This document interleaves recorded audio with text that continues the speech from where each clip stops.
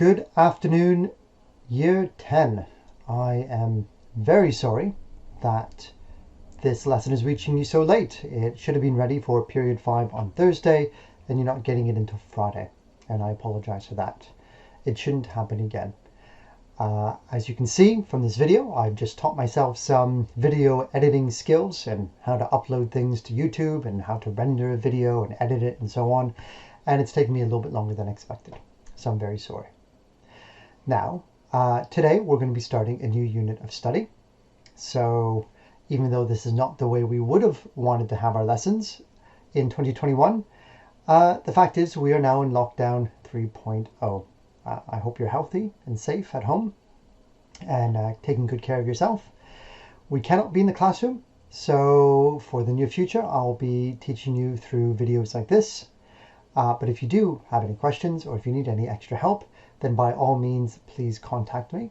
You can send me an email through Teams or through Outlook, and I'll do my best to get back to you as quickly as possible. But for now, let's get on with our work.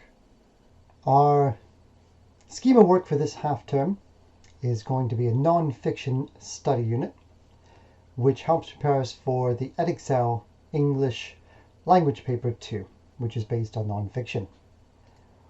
We're going to begin by looking at a series of articles and news reports around sport. In this case, looking at some football after-match reports that are from 1871 to 2017. I hope you'll find these interesting. You might be surprised at both how different and how similar they are. The game was a very different thing in the 19th century as opposed to today. The work for today is pretty straightforward. The PowerPoint will guide you through all of it. I'll just step you through it as well to help you along. Everything we do in the PowerPoint is matched by the worksheet that you can see here as well. So the first thing you need to do is activity 1, which is to look at these 20 statements from a most decisive victory to smacked in an angle drive, all the way down to did good service, had to kick uphill, and had the worst of the fight. You can see these 20 statements here.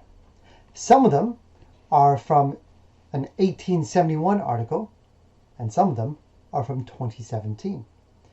Without reading the articles, what year do you think these statements come from?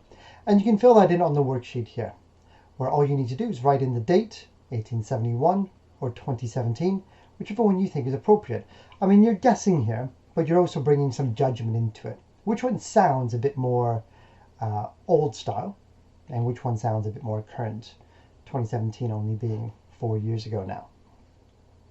Once you finish that, you get on to the main activity, which is going to be reading these two articles from 1871. One of them is reporting on a match between the Wanderers and Hampstead Heathens, and the other one is an article reporting on a match between the Windsor Home Park Club versus the Maidenhead Club. Now these are two amateur teams. This writing is happening before professional football was really the thing it is today. And so you might notice some differences in the way that they report. Both of these articles are found right here. So there's the match reports from 1871. The first one here and the second one here. Once you've read both articles, you can then go back to do the work, which is right here. And what it's asking you to do is to find evidence in both texts and both news reports that show that this is being written at a time before football was the thing we know it to be today. How can you tell that this writing is just a little bit less professional, and also that the game itself is a little bit less professional? So you're reading through it carefully, trying to pick out evidence, which is quotes, so you can build a short argument that shows that this was written at a time when football was an amateur sport. You only need to write a paragraph here. It doesn't have to be very long. A second paragraph if you feel like stretching yourself a little bit. So again, to answer this question, which you can also find right here, all your answers are in these two news articles here. Now, once you've done that, for those who want a little bit extra work to do, which I can reward with some points on class charts, You've got here a third activity. It's an extension task. It's an interesting one. We don't know who wrote the two 1871 articles. They're anonymous, but they may very well have been the same person. Can you find any evidence in those two pieces that suggests it was by the same person, or evidence to show that it was by two different people?